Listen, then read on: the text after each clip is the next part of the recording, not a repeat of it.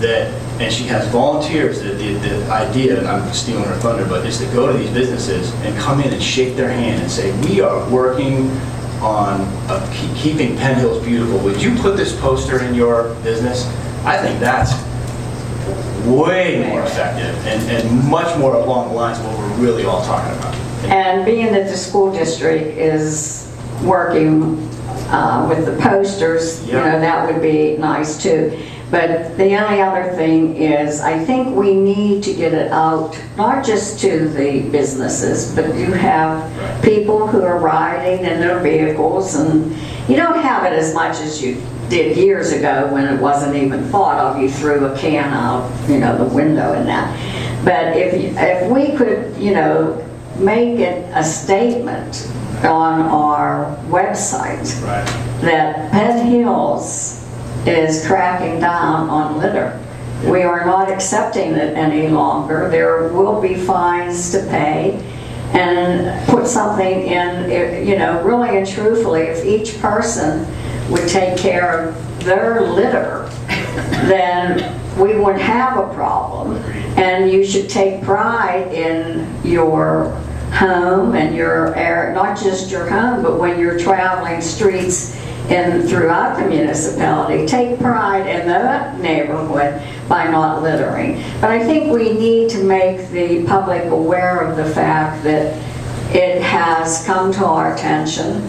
We're not just going to let it go by, and that we are going to have watchful eyes. And then if you have a number, if you want to put it on there, anyone who's interested in joining the anti-litter group, and then maybe you could see if, like, I know Boy Scouts and Cub Scouts and those type of, they have community functions that they have to do, and they always have an adult who's with them. You know, maybe they would be interested in doing something. But I didn't want Faith to think that we haven't been vigil on litter, because of the fact, like I said, we do have, you know, a street cleaner. We contacted the local judge. We looked into getting license plates and that, but unfortunately, it's like theory is wonderful, but reality always doesn't follow, because of the fact what you have in theory, it would work beautifully. But unfortunately, when it comes into reality, there's so many laws, there's so many things. I mean, when we do code enforcement violations, it's like a circus, because of the fact, the hoops that we have to go through and what legal steps everybody makes, you know, and a lot of people know how to work the system.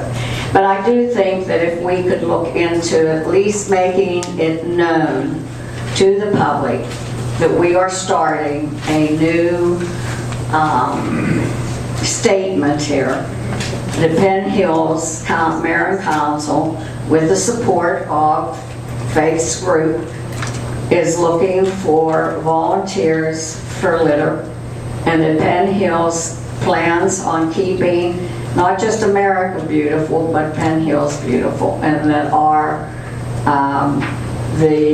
we are not going to just accept careless littering. At least it's something to bring to their attention. And then if we can just express to John in code enforcement that we do want, if it's really bad littering and constant littering, that then the code violation has to be put into place. All right? Anyone on council have any comment? Go ahead, Mark. I just had a question on this litter matter. For fast food restaurants, is there anywhere in code that requires them to have an outdoor trash can? Mark, can you hear him on that? Yeah. Is there anything in code that requires fast food restaurants to have an outdoor trash can? No. For people who like go through a drive-thru or sit in the parking lot? Even we thought about, and we discussed it at our meeting, and it's come up in the past where even if they had a garbage can, say, where at the kiosk where you order, so you're sort of emptying your car before you pick up something new. But I'm not aware of anything specific for them in the code. But it's even like policing their own, although it's in the code, the 250 feet, restaurants have, you know, people that go, I mean, at the beginning of their shift, you go out and you clean the parking lot. Like, I think it's, I don't know that they're the problem, but it is what. It's sort of like a Right, but if you pick up litter also, if you pick up litter, you also know that most of the items that you pick up are from fast food restaurants. I mean, they're not things that you purchase at home. They're not 12-ounce cans. They're convenience store 16-ounce bottles, things like that. So over time, you start to realize that where those, I would feel where that litter is coming from. But as far as, is there a code to specifically have a garbage can? There's not. Some Right. don't. I think it's more up to the business of policing their own business, their own property. And you'll see like outside of the Sunoco gas station or at gas stations, they're in between the pumps, they're outside. So I think that's an effort of on their own to try to keep things clean. Anyone else have any comment? I don't know who handed me this, but I do know that number 2 was looking at trash collection practices. Trash collectors responsible for trash that is dropped from cans or falls out from the bucket. We discussed that at the last meeting, and I believe Correct, I did you ask did them, contact them and let them aware of the fact that Yes. even though we've contacted them before, that is not acceptable, that they just aren't seeming to. John Mahorn, he promised me that he'll pass it on to the drivers, and they're going to try to do their best to monitor that. Yeah, I do know some things were addressed, but I just pretty much reprinted that thing, so. And then as far as the legal dumping, I know that we had signs at Lincoln Park always. And I walked the area with the Davis sisters, and we would see dump trucks coming up, and when they would see us walking the street, they would go by. And then as we waited, they'd come around and come around again, and they were just waiting for someone not to be visibly seen there. And they dump right where the signs say, no dumping. Now, we did look into trying to get a grant, I believe, for cameras at that time, correct? For the dumping sites.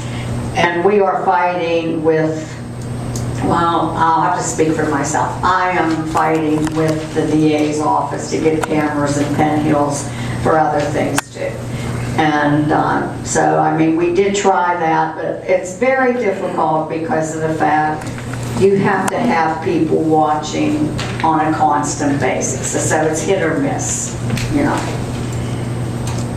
Okay, Andrea, you wanted to say something? I did. I'll tell the story. My name's Andrea Getzi. I'm from 151 Crescent Hills Road. And you already heard all about the poster program. But I brought some with me tonight just to show you. I'll put some on your desk, although I'll take them back because we want to make a copy of it, okay? Thank you very much. Now, these posters are going to go to businesses. So this is a way to communicate with the business. First of all, I knew this was going to go okay.